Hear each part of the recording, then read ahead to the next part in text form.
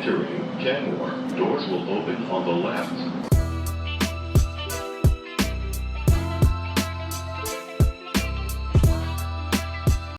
What's up, everyone, and welcome back to part 5 of our 7-part MLB season preview. You've seen the AL Central, the NL East, the AL and NL West, and now we get into the meat and potatoes of this series. The two home divisions, if you will, for our fandom. That is, of course, the NL Central, George being a Cubs guy, and then the AL East, obviously, you know, me and David being the Red Sox guys that we are. Today, it is the NL Central. We are kicking things off with Georgia's home division. This episode will drop on Tuesday afternoon. Be on the lookout for the AL East on Wednesday afternoon, and then before you know it, we have opening day on Thursday. I am Zach Coe. Of course, I am joined by, I mentioned it, George Cabrera, my co-host on the Ramble On podcast, and David Azer, my co-host on the Entering Kenmore podcast. Check out both of those podcasts for college basketball, Loyola Chicago centric on Ramble On, and of course, Bruins talk, David's Bruins breakdown, and Red Sox on Entering Kenmore. I would ask you how you guys are doing, but I know you're a little bit busy today, George, so I'll just cut right to the chase. Assume you're both doing well, and we'll start things off with the worst team in the division here in the NL Central. That is, of course, Chaim Bloom's St. Louis Cardinals. They have a win total set at 69.5, juiced towards the under. They are plus 750 to make the playoffs, and they have a plus 4,000 odds to win the NL Central. What do you guys have on the Cardinals? Yeah, clearly it wasn't working for the Cardinals in this past regime, so they bring in Chaim Bloom, give him the full reins to start this rebuild. I think he's off to a great start. Obviously, the Cardinals aren't going to be super competitive this year, but he did trade multiple times with his new best friend, Craig Breslow, bringing in both Brandon Clark, Richard Fitz, and Hunter Dobbins in a couple of trades that saw Wilson Contreras and Sonny Gray go out the door. Obviously, they're getting younger. They have some key pieces in Weatherholt, who I assume, I don't know if he makes the opening day roster, but he should have an... I think he's going to. Probably. And then, so he'll have probably a big impact in year one, obviously, with the Cardinals kind of needing him to for this youth movement. Other than that, I think they only have like 2 players above 30. So this is a team that's built for the future. I don't see them competing a whole lot this year.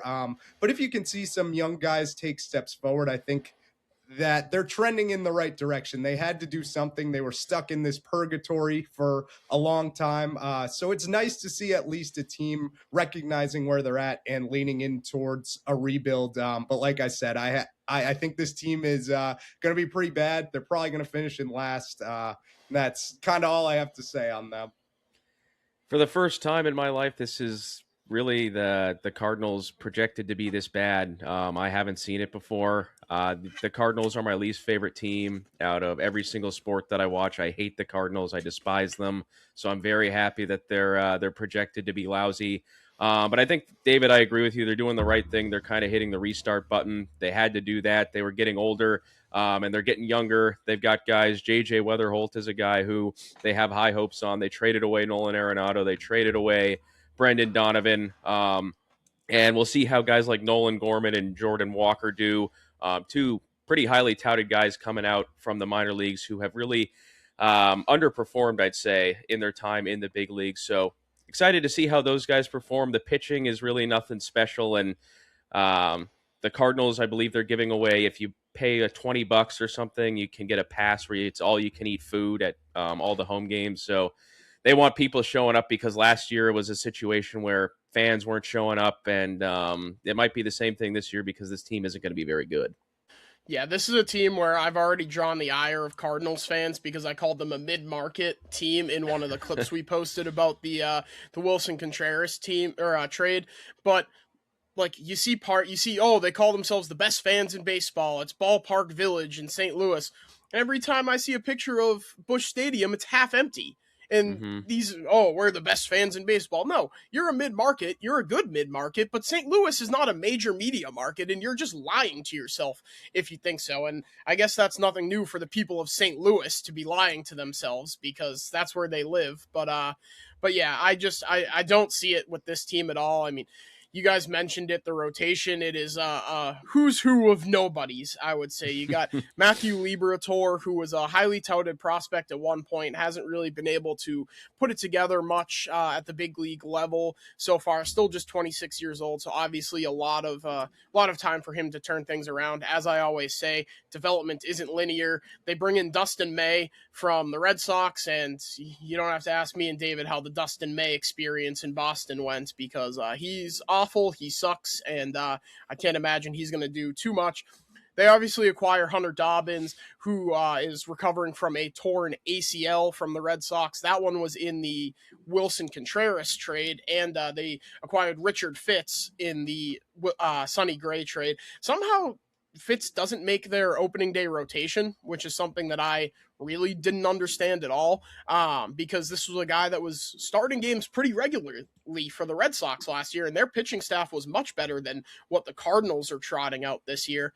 You guys mentioned him, but JJ Weatherholt, they haven't made the official call yet from what I've seen, but he figures to crack their opening day roster at second base. He was their first round pick in 2024. One of the top prospects in baseball. He should have a pretty instant impact for this lineup. But yeah, it's a team that they're building towards the future. And it's not the same parallels to when the Red Sox brought Chaim Bloom in 2019. Obviously, they're coming off of the best season in franchise history, but the cupboard was pretty bare. Here, the Cardinals kind of habitually underperformed after loading up, going out and getting Nolan Arenado, opening a contention window, and never really were able to get across the finish line. But again, Chaim Bloom takes over a farm system where the cupboards are pretty bare, and he goes out and trades a bunch of aging veterans that weren't going to be a part of the future, supplements those returns with some pretty good drafting. JJ Weatherholt a couple years ago, Liam Doyle this past season, pitcher out of Tennessee.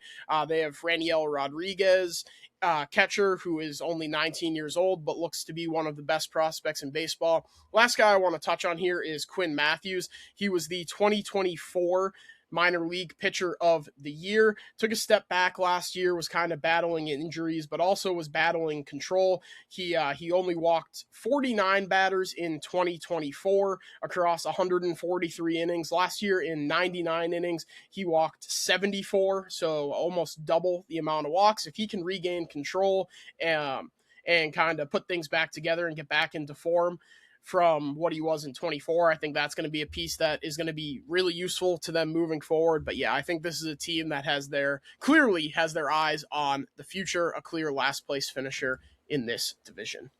Yeah, I mean, Chaim Bloom was scapegoated by the Red Sox. Obviously, they had to trade Mookie Betts, and that was not his fault. I think he did a great job sparking the rebuild in Boston. I think good times are ahead for the Cardinals. I like their ballpark a lot. Like you said, it's empty more often than not, but when I went there, I enjoyed my time. I think it's going to see more success in future years.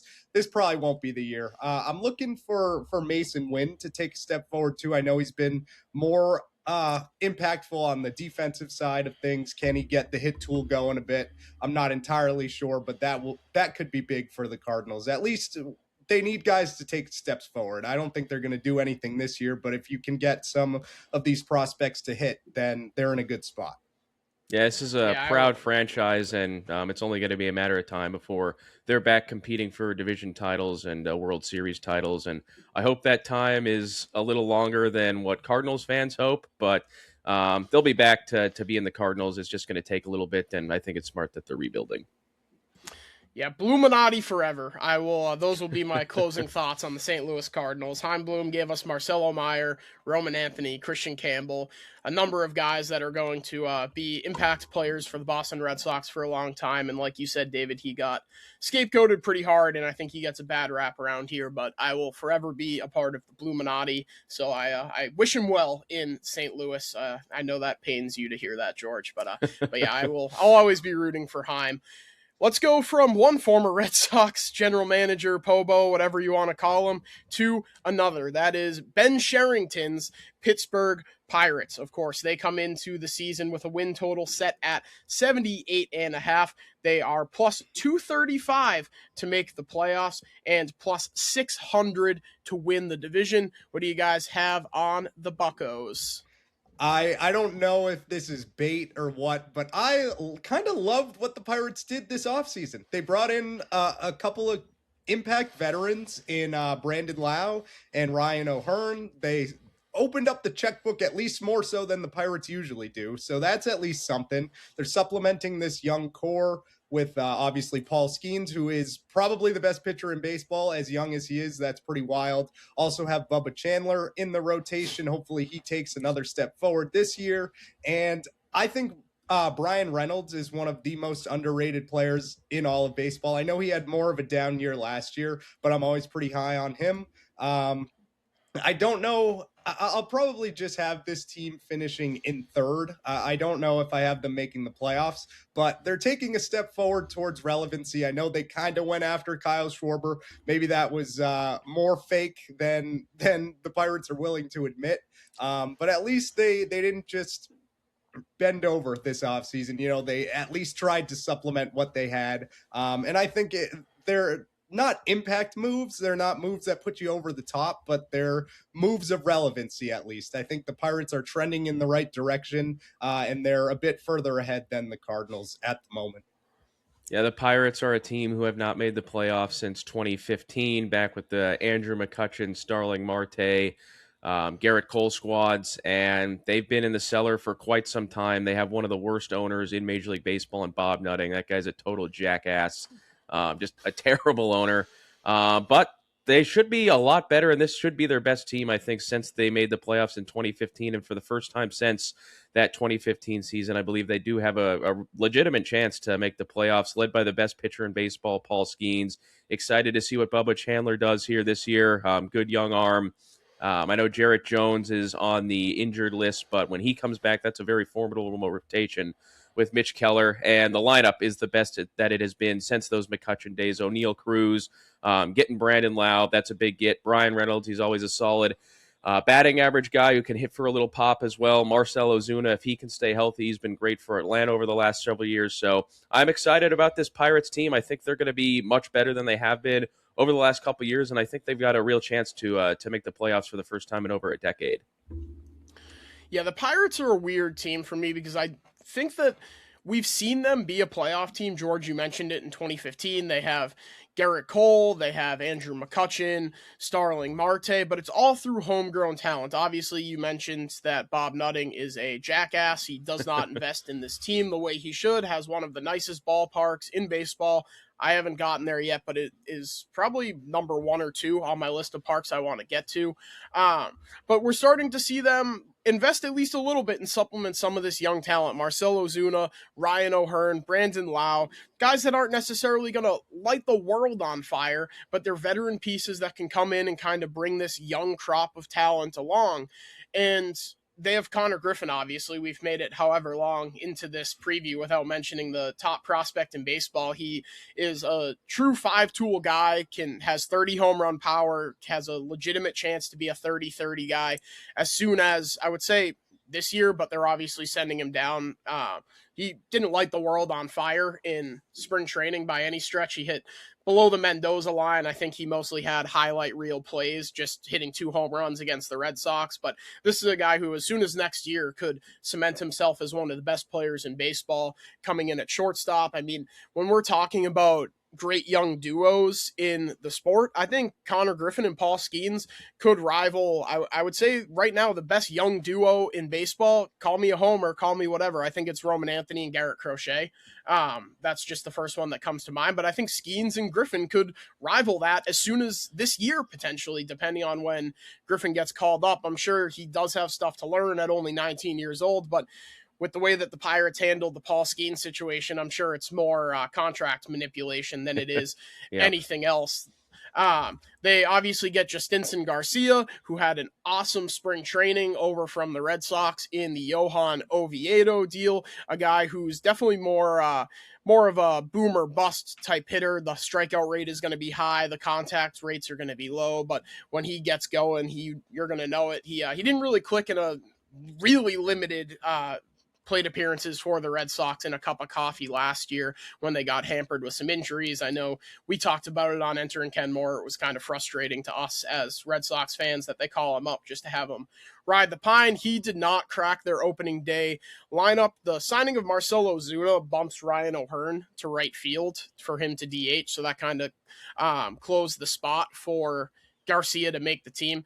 The one guy I'm looking to put it all together, and I'm sure Pirates fans are too, is O'Neal Cruz. Obviously, we know he has all the tools in the world. This is a guy who he hits baseballs sometimes and they sound like guns go off in the ballpark. Like he just hits the absolute shit out of the ball.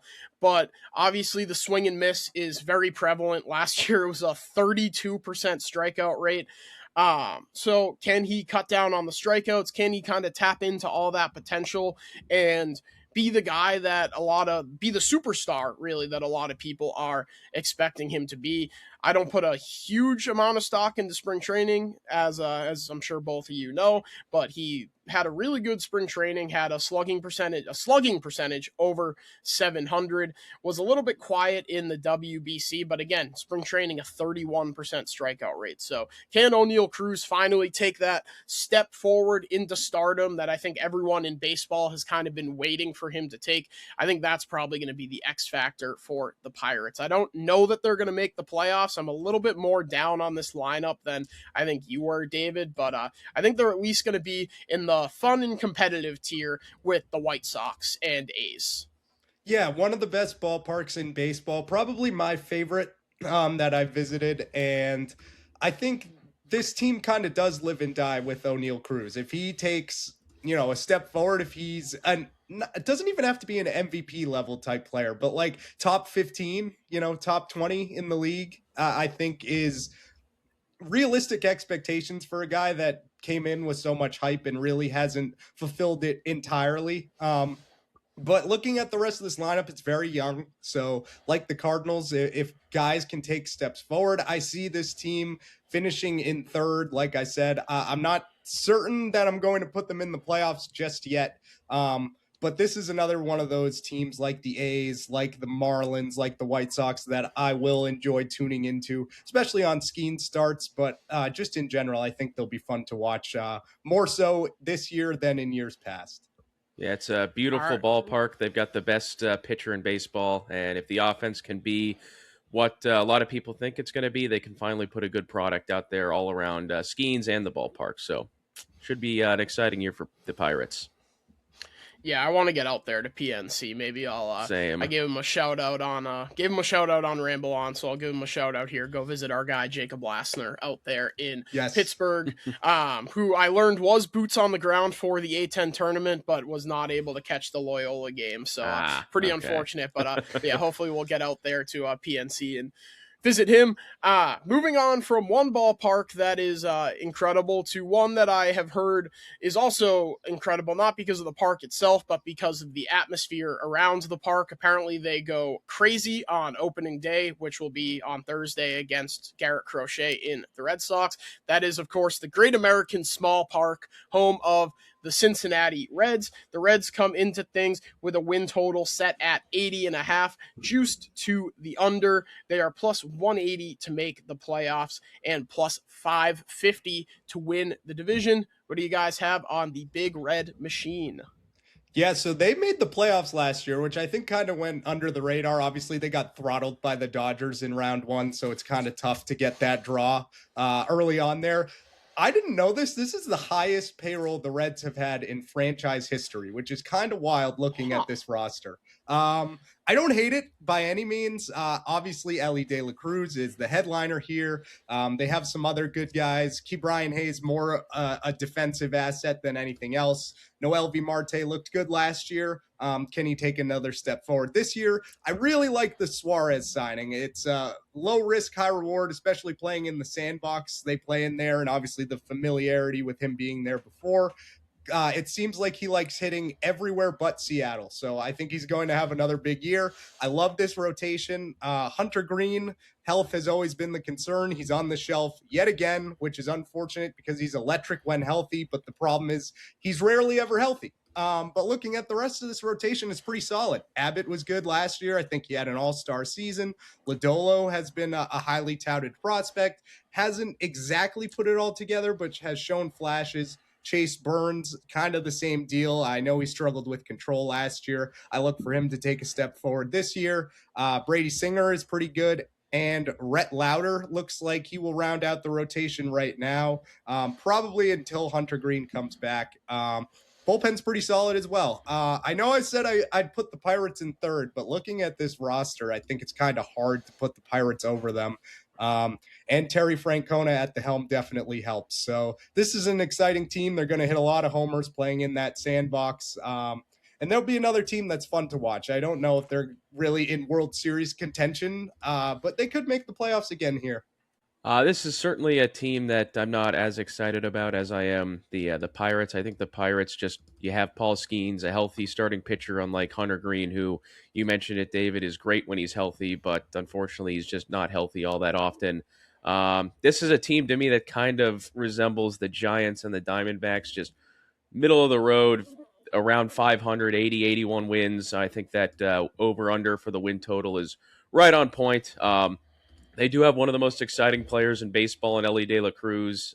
Just much like O'Neal Cruz, when the ball goes off his bat, it's just like a laser beam. He's fast. He's exciting. Watching him throw the ball from shortstop to first base is just, he zips it over there, man. It's fun to watch, except when he's playing against my Cubs, because then when he does that stuff, I'm not as thrilled by it. But very exciting young player. I love them bringing back Eugenio Suarez. He had a great career with Cincinnati. Before he left the Ohio State. I was trying to think of the Ohio nickname, but the Ohio State. Buckeye State. There we go. And yeah, he did not perform too well in Seattle. Big Pitchers Park, like we talked about on our last episode there. But moving into one of the most friendly hitters parks in the league, I think he's going to thrive once again and hit 30, 40 home runs. The rotation, even without Hunter Green, it's very solid. Andrew Abbott, Nick Lodolo, Brady Singer, nice 1, 2, 3. I love Chase Burns' potential there. So this is a good team, not a great team, and they can certainly make the playoffs. They have one of the best managers in Major League Baseball in Terry Francona. But again, I think they're right in the middle of the pack there, and they need some things to go right for them to make the playoffs. Yeah, to me, it seems like all offseason we were talking about the Red Sox outfield logjam and where potential fits might be. And the Reds were names that kept coming up because the Red Sox needed pitching. The Reds obviously have a lot of that with Hunter Green now on the shelf. It gets a little bit thinner, but Andrew Abbott, Nick Lodolo, Rhett Lauder, Chase Burns, they have a lot of young, controllable starting pitching. Obviously, it didn't line up that way. Outfield is the big hole for me in this lineup. You have Will Benson, Noelvi Marte, and TJ Friedel as your projected starting outfield right now, and that's not good enough for me to have a lot of faith in this team to get back to the playoffs. Obviously, you had Eugenio Suarez, who spent the bulk of his career in Cincinnati from 2015 to 2021, where he had a whopping 811 OPS in those 7 seasons. Yes, seven seasons in Cincinnati, launching 189 home runs. I think he's going to return to the form we saw in Arizona and before that back in Cincinnati now that he's returned there. And I do still like Noelvi Marte, obviously a former top prospect, got suspended for steroids after his rookie year.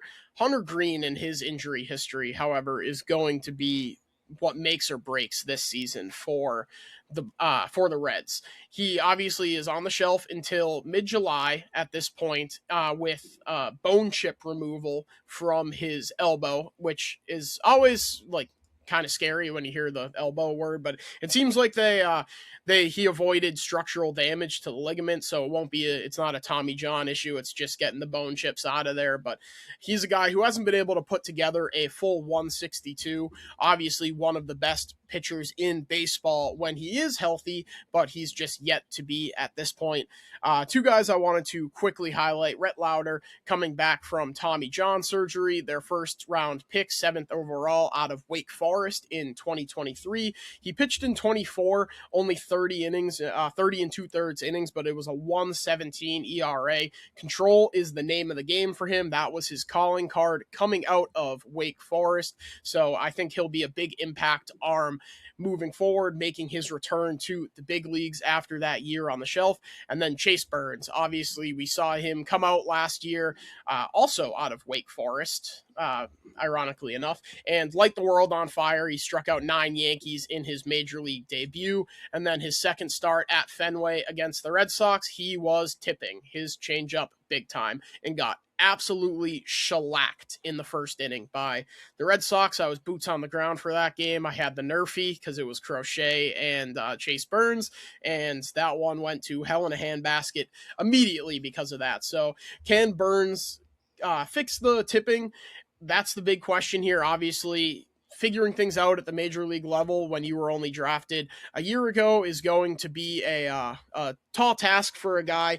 But as I say, development isn't linear. This is a guy that I don't think we can discount off of a handful of bad starts where he was tipping. It seems to be a pretty fixable problem as far as I understand it in terms of correcting it. So we'll see if he can bounce back, but absolutely electric stuff. The swing and miss stuff is absolutely outrageous. So I think at 23 years old, he's going to shape up to be a pretty nasty 1-2 punch with Hunter Green moving forward for this Reds team. I don't know that I see them returning to the playoffs with this lineup, like I said, but I think they'll at least be in the mix there with it. I agree. I think if they're competitive around the deadline, you could see them go for it. They have the assets to make a potential big move at the deadline. I think the lineup is one of the more balanced ones in the division. Obviously call me on that if you disagree. But I just don't know how high the ceiling is for this team. I think it's more of a bridge year than anything else. Kind of similar to the other teams in the Cardinals and the Pirates that we mentioned. They're very young. So I'm looking for some guys to take a step forward. I think they're trending in the right direction, but this isn't going to be the year for them. Yeah, I could see them getting back to the playoffs in the similar situation where they were the 6th seed last year, the 3rd wild card, just barely getting in. But much more than that, I don't see it. Good young players that they have, some good veteran leadership, and some good talent that they do have on the roster. But again, a lot of things would have to go right for them to win the division, and they can certainly make the playoffs. But anything past that, I think, is a stretch. Yeah, I don't have too much on this Reds team. I think they're relatively the same as last year, so we'll see if that gets them back into the playoffs. Moving on to the reigning division winner, right? Yep. I think reigning of the last division 4 winner. years. The Milwaukee Brewers coming in at plus 275 to win the division. They are minus 115 to get back to the playoffs, and their regular season win total set at 84.5, juiced to that over. What are your guys' thoughts on the Freddie Peralta-less Milwaukee Brewers? It was an interesting offseason for the Brewers. They're kind of like the Guardians in my mind, where they have this voodoo magic. No matter what their roster is, they find some way to win, find some way to compete pretty much every year. I don't love where this lineup is at. The bottom half of this lineup consists of Andrew Vaughn, Luis Rengifo, Garrett Mitchell, and Joey Ortiz. That is not great. I know Joey Ortiz has way more value defensively than anything else. But that's a lot of journeymen. Andrew Vaughn obviously comes over from the White Sox last year. He showed some sparks, but that was basically it. And I don't know. I'm just not as high on this team as I once was. I like the rotation to a certain extent. Obviously, you get Brandon Sproat in the Freddie Peralta trade from the Mets. You get Kyle Harrison from the Red Sox. And they find ways to morph these pitchers into demons pretty much every time they get their hands on someone new. So I think they'll probably be pretty good. They didn't really have a spot for Harrison in Boston. It's unfortunate that they acquired him for Rafael Devers, and now here he is, not on the team 6 months later. But he's probably going to be a demon for them this year. I like Mizorowski a lot. Obviously, he was an all-star. People weren't pleased about that. Ridiculous. But he did. Yeah, but he did look great in some spots in year one. I'm looking for him to take another step forward, probably become the ace of this rotation by year's end. I know they still have Brandon Woodruff on that QO. He looked good. He didn't pitch for a while, and then last year he kind of returned to form pretty quickly, which was a little bit of a surprise there. I think the Brewers are always going to remain competitive. I don't see as deep of a playoff run as last year in the cards this season, but I think they'll probably compete for the division once again. Yeah, speaking of teams that I just absolutely cannot stand, Milwaukee, the Brewers are right up there. Every year, they just somehow, some way, they got talented players. They have a good development system up there in Milwaukee, and somehow, some way, though, they are always able to win this division when they're not spending as much as teams like the Cubs. They're, I don't know how they do it, but they find a way to do it. Jackson Churio, he's a great player. I think he's going to be a superstar this year. William Contreras, guy who they got from Atlanta in just they wheel and deal when they got to pay somebody. They find a way to make a trade and get the next guy in there before that contract runs up. We saw with Corbin Burns a couple years ago going to Baltimore. We saw it this year with Freddie Peralta going to the Mets. So they churn guys out. It's a club that does not spend a lot of money, but it doesn't seem to matter because every single year, by hell or high water, they're right there competing for the division and making it to the NLCS last year before getting swept by the Dodgers. The rotation, Mizorowski, he's obviously fantastic, even though he does have some pretty bad teeth.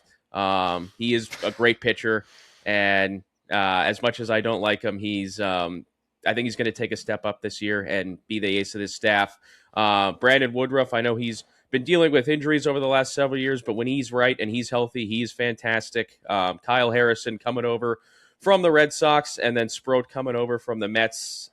It's not a rotation that turns your head, but that's one thing Milwaukee does is they find pitchers and they just go out there and they pitch really well. So that rotation is going to be really good. Again, the lineup, the first 5 hitters going up to Frelick in the projected lineup are all really good players. And then Andrew Vaughn, who turned into Barry Bonds last year for a short period of time. If he can recapture some of that, that's going to extend this lineup and the power that they have there.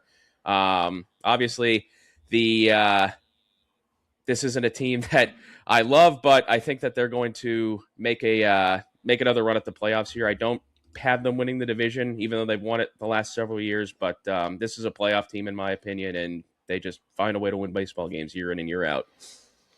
Yeah, it's the Brewers' devil magic. Like the Cardinals had devil magic for a while. The Guardians, the Rays, these small to mid-market teams that aren't going to spend a ton of money, but they have their development system down to a T, and they know how to churn out players left and right. For the Brewers, it's pitching.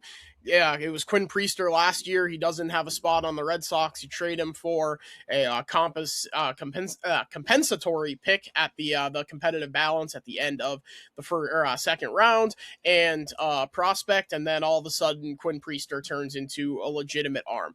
Kyle Harrison is a guy that couldn't find the strike zone. He couldn't locate his pitches, and he just kind of seemed to be a dud in the dud of all duds, the Rafael Devers trade. Of course, a guy that Craig Breslow said had the potential to be a frontline arm not even a year after getting acquired by the Red Sox for their best player. He is a Milwaukee Brewer, of course, in the Caleb Durbin trade, and he looks like a demon yet again in spring training, rediscovering the changeup. Brandon Woodruff is the linchpin in this rotation. Last year, he returns from injury and gives you 64 2/3 innings before going back on the shelf promptly. It was 11.5 K per 9 and a 1.95 walks per 9. He's dealing with a lat issue that has his status up in the air for opening day, but if they can get a full season of health out of Woodruff, who really gambled on himself by taking this qualifying offer and kind of hoping to reset his market, regain his value. I think this is a team that once again is going to have one of the best pitching staffs in baseball. I look to one piece of the Freddie Peralta deal, and that is Jet Williams, to fill some of the holes in their lineup. He has a ton of positional versatility. He's listed as a shortstop, but he can play third and the outfield. So you mentioned, David, they have Luis Rengifo and Joey Ortiz currently slotted in at short and third. And out in the outfield, they have Garrett Mitchell, who has not been the picture of health thus far throughout his career. Gary Bitch, as I like to call him. So a couple slots at the bottom of the lineup where Jet Williams is eventually going to slot in and provide a spark to this lineup later in the season. It's a team that doesn't jump off the page at you, but again, they're a team that they know what they're doing developmentally and they know what they're doing roster-wise, so it's not going to shock me to look up in October and see the Brewers playing again. I don't think they're the division winner, but I also have a hard time betting against them missing the playoffs. They're a team that churns out productive major leaguers year after year, and this is before we even get into Jesus Mate, who at 19 years old is going to have a chance to crack the opening day roster as soon as next year. Yeah, like you said, Zach, this team on paper doesn't jump out at you, but I would be a fool not to have this team back in the playoffs. I already said that I think the Guardians' Devil Magic is going to run out this year, so I can't call both of them running out in the same year. So I'm going to have the Brewers in the playoffs. I don't know how far they go, but they've proven that they can find ways to win with whatever roster they have. So I'm confident they'll make it back to the playoffs as a wild card team. Yep, I'm right there with you guys. I don't have them winning the division, but they always find a way to win 90 games or so, and I think they're going to do that again this year with the roster that they have, the development that they have, and find themselves back in play in baseball in October. All right, George, it's time. Let's head over to our old stomping grounds. That is, of course, Wrigleyville, home of your Chicago Cubs. Cubs, big offseason for him, bringing in Alex Bregman, stealing him from the Red Sox, ruining my trip to France at a 5 a.m. podcast, Renter and Kenmore, where we bitched about the cheapness of the Red Sox. I missed the Bears' big comeback win in the NFL playoffs, but the Chicago Cubs, of course, coming into the season with a win total set at 88.5. They are plus 110, pretty heavy favorite to win this division, and they are minus 250 to make the playoffs. George, you want to kick things off on your Cubs? Sure. I'm very excited about this team. I loved going out and getting Alex Bregman. I thought there was zero chance in hell that Tom Ricketts was going to open the checkbook like that and sign a guy like Alex Bregman after losing Kyle Tucker, but they did, and that really strengthened this lineup. Michael Busch, I think he's one of the most underrated players in Major League Baseball. And if he can figure out how to hit left-handed pitching, he's going to be a perennial all-star who's going to hit 30-plus home runs. So very excited with him at the top of the lineup, either him or Nico Horner. Horner, my favorite guy on the team, just a great clubhouse guy. He hustles, he plays hard, he doesn't strike out. He plays Gold Glove defense at second base, so very excited with him coming back in a contract year. I hope we can lock him up. We'll see what happens there. Pete Crow Armstrong, we'll see what happens this year with him because last year was a tale of two halves. First half, he was awesome. He was an all-star. He was the second favorite to win the MVP in the National League behind Shohei Ohtani, and then he fell off a cliff in the second half. So I'm hoping that it's more towards the first half than it was the second half, but at the end of the day, I think he's going to be somewhere right down the middle there, down the line here with his career. Losing Kyle Tucker is tough, but even in the second half, he really struggled. And I know that he was hurt and he had that fracture in his hand, but bringing in Bregman is going to really help that lineup. So I think they got the best lineup in the NL Central, and then the rotation, Cade Horton. I couldn't really be higher on anybody, I think, than I am on Cade Horton. He was just dominant last year. I know the film's out on him now, and some guys will struggle in their second year after really having a good rookie season, but I think he's going to be even better than he was last year. He was a highly touted prospect, and he should be starting on Thursday. Unfortunately, they went with Matthew Boyd. Not unfortunately, I guess, because Boyd had a great season last year, and they want to give the ball to the veteran, reward him for his great year last year. And I think Horton is going to have his time starting on opening day. Showed him Imanaga. I'm hoping that he can bounce back from a really bad second half. He was available in Game 5 of the NLDS, and they decided not to pitch him because he'd just been that bad.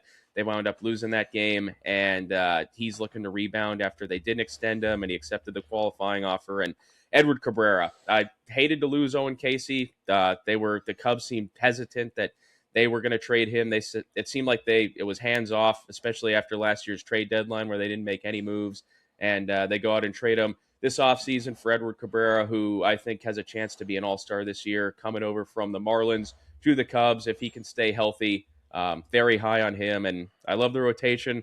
Obviously, they're my pick to win the division. I think it's the most talented team in the division. Craig Counsell, he's a great manager, and I'm very excited for this 2026 season.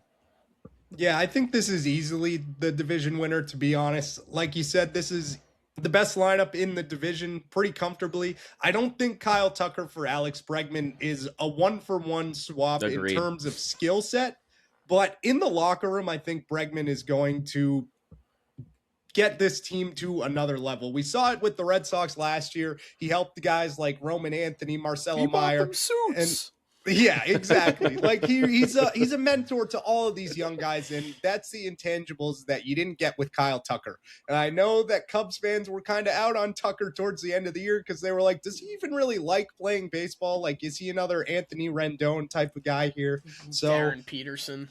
Yeah, exactly. Yeah. So I don't think it's a one-for-one swap, but I think it's a pretty good swap. I'm not a Cubs fan, but I think, George, you're probably pretty happy with that trade-off. Mm-hmm. Oh yeah, I am. And it pisses me off as a Red Sox fan that they didn't want to give him the no trade clause, and I think that's ultimately what led to them losing out on Bregman. But he's going to be great for the Cubs this year, and I love this lineup as a whole. There's a bunch of young guys who can take steps forward, who can now benefit from the mentorship of a guy who's been there and done that throughout his entire career.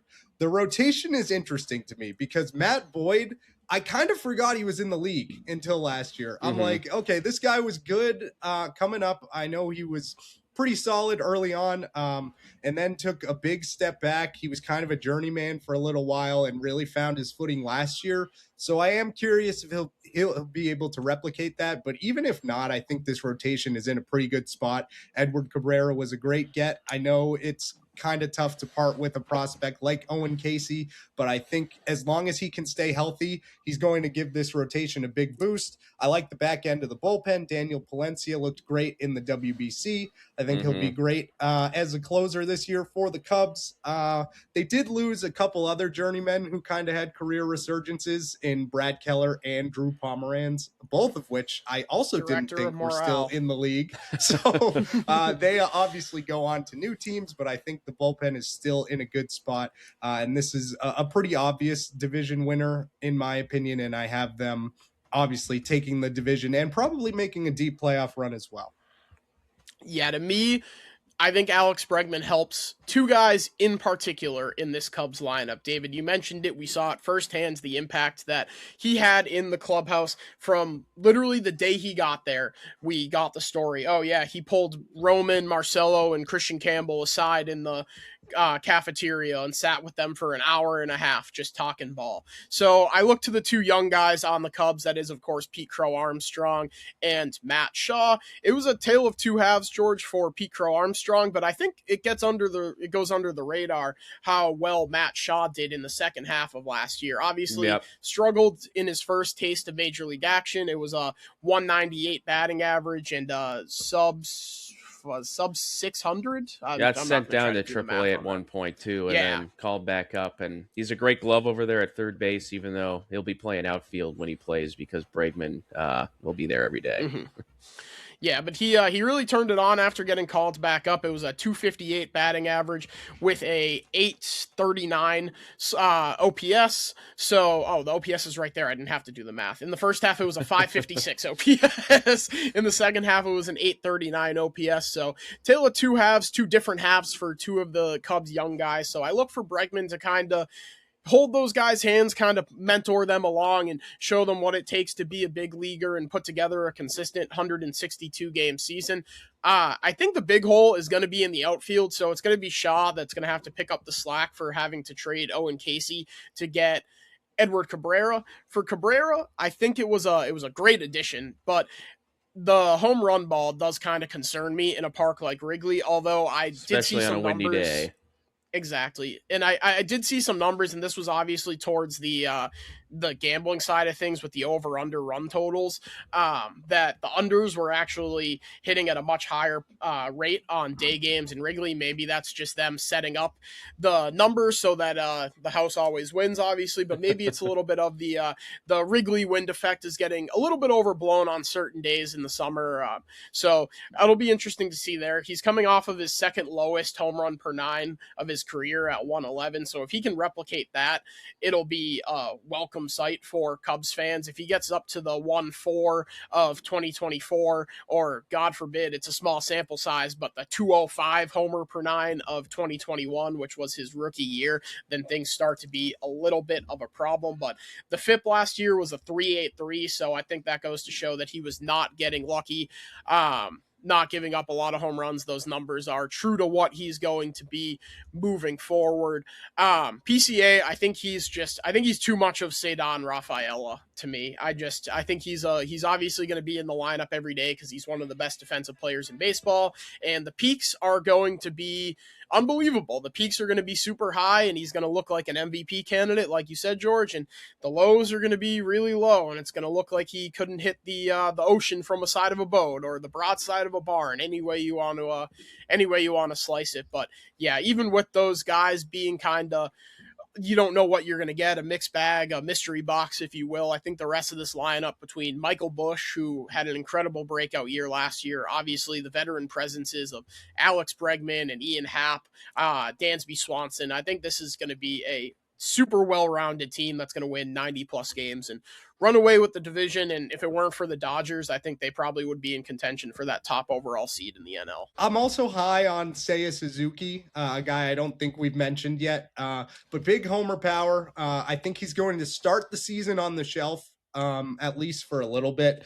But if he can continue the trajectory he was on last season, I think he's going to be another impact bat in this lineup. Like you said, Zach, it's unfortunate they're in the same league as the Dodgers because I think that's a juggernaut that's going to be almost impossible to get around. But the Cubs are in a great spot, a big contention year for them, and I see them going deep into the playoffs this year, probably in the NLCS at least. And, anything can happen in October, so maybe they can make a World Series run here. But I think they're built to win now, and also for the future, they have a lot of young guys that if they can take steps forward, this is a team that could be built for the future as well.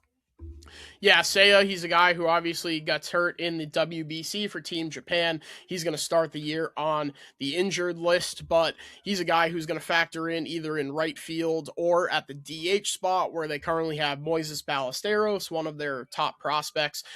Carson Kelly last year had a little bit of a career resurgence behind the plate. He was awesome for them. Ballesteros is a catcher by trade, so I think it'll be interesting to see what they do with that catching tandem once Suzuki is back healthy, because obviously that's going to take at-bats away from either Matt Shaw playing right field or Ballesteros at the DH spot. So that'll be interesting to follow. And one guy that we haven't even mentioned yet on this rotation is Justin Steele, who at one point 2 years ago was the true ace of the rotation. He blows out his elbow early in the year last year and is working his way back from that Tommy John surgery. So he should be back by May to June, mid-season, around there, shooting for that area. It was only 22 and a third and 2/3 innings last year, but in his last fully healthy season, it was 134 innings pitched to a 3.07 ERA, of course, in 2024, and then in 2023, over 173 and a third innings, it was a 3.06 ERA. So again, another guy that mid-season, it's going to be like getting an ace at the trade deadline, and obviously sports fans, baseball fans don't like to hear like, oh, well, we're getting player X back, and that's the best trade deadline acquisition that any team in baseball made, because it's such a cop-out for cheap owners and bad GMs. But this is going to be a huge boost to a Cubs rotation that already looks to be the strength of the lineup. I mean, or the strength of the team. Who do you bump out of this group for a healthy Justin Steele, out of Matthew Boyd, Cade Horton, Shota Imanaga, Edward Cabrera, and Jameson Taillon? It's hard to say that it should be Taillon, especially with how much Imanaga kind of wilted towards the second half of the year. But I think Steele's going to be a huge boost for them coming back, too. I agree. I would probably take Taillon out if you're asking me right now, just looking on paper. But I guess George is the better person to ask about this. Sorry, my internet went out, so I missed Taillon and who? We were talking about when Justin Steele comes back. Oh, yeah.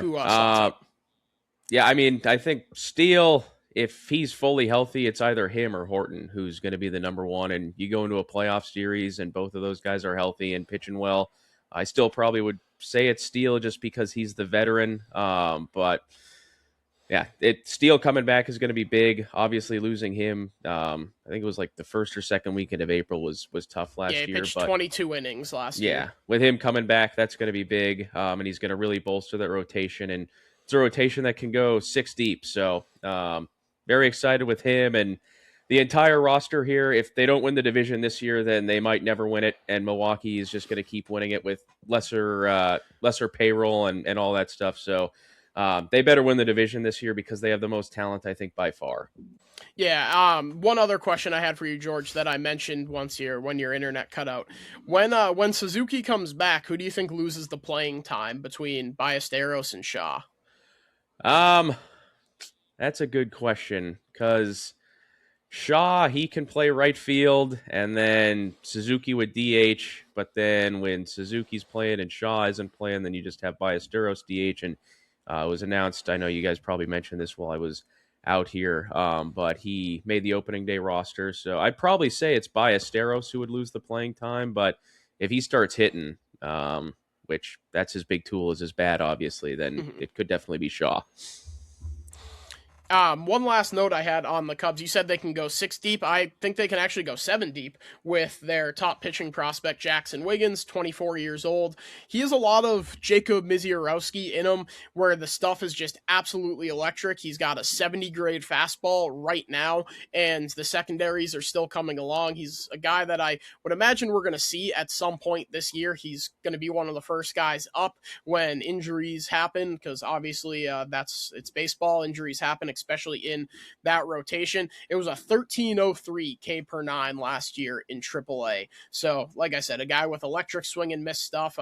The control is a little bit of a concern after getting promoted to AAA, which was he made 3 starts in AAA at the end of last year after starting the season in High A. It was a 5.9 walk per 9. On the season, it was an 11.1 K per 9 and a 4.15 walk per 9. But that's kind of the deal when you're talking about these guys with absolutely nasty stuff and high strikeouts. They're going to walk some guys, especially as they're working their way through their development. So, yeah, I think he's a guy that's going to have a big impact for him. They're a deep rotation before you even get to Justin Steele and Jackson Wiggins. So yeah, I think we covered the Cubs pretty nicely here. I think this is a team that is, like I said, going to run away with this division, and if not for the Dodgers, would be a threat for the number 1 seed. I hope so, and very excited about Wiggins. Big arm. A lot of people are saying that he is more highly touted than Cade Horton. So we'll see. I hope that he is, and he comes in and lights the world on fire like Cade did last year when he is eventually called up. And yeah, excited about this team, and they should win the division because, like I said, they have the most talent by a pretty wide margin, I'd say. Do we want to go through our division standings real quick before we get Works on for out of me. here? I'll defer to you, George. All right, I will go first here. I got the Cubs, obviously, winning. I think they're going to win like 95 games. I'm very high on this team. I think this is the year where they've been down a little. They finally made it back to the playoffs last year. This year, I think they win the division. They get one of those byes, and they have a great season and win the division. Second, I've got Milwaukee as a wild card team. In third, I got Pittsburgh, a potential wild card team. Cincinnati in fourth. Also, I think they have potential to make the wild card, but Definitely higher on Pittsburgh here. And then in dead last by a pretty wide margin, I got the St. Louis Cardinals, which makes me happy to say. I don't mean to repeat exactly what you just said, but I am going 1 through 5, the same as George here. I got the Cubs winning the division. The Brewers somehow, some way will find a way to make the playoffs again as a wild card team in second place in this division. I'm going the Pirates in third. I'm high on them. I don't think they're going to make the playoffs just yet, but I think they're going to return to relevancy more than we've seen in past seasons. The Reds, I do like a lot, but it's hard for me to put them above the Brewers and the Cubs especially, but also just the Pirates I like more on paper. So I'm going to put the Reds in fourth. And like you said, George, the Cardinals will be pretty comfortably in last as a rebuilding team this year. Yeah, so again, I don't want to echo everything you guys just said, but I'm pretty much in lockstep there with you.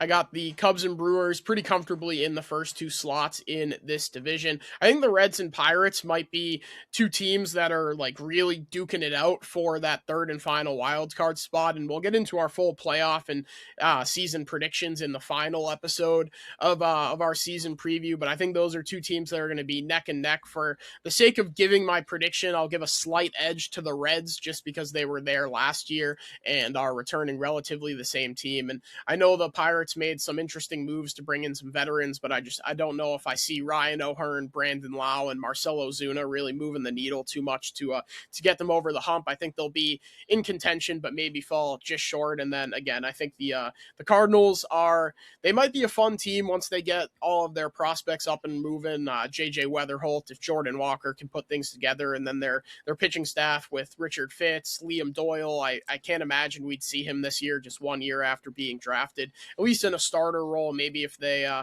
get him a cup of coffee coming out of the pen towards the end of the season. But I'm excited to see what Weatherholt does. I'm excited to see hopefully a full season out of Ivan Herrera. But yeah, I think things are going to be pretty bleak for the Cardinals this season. Alrighty, that'll do it for our NL Central preview. George's home division, where we all have his hometown Cubs taking home the division. Thank you so much for tuning in.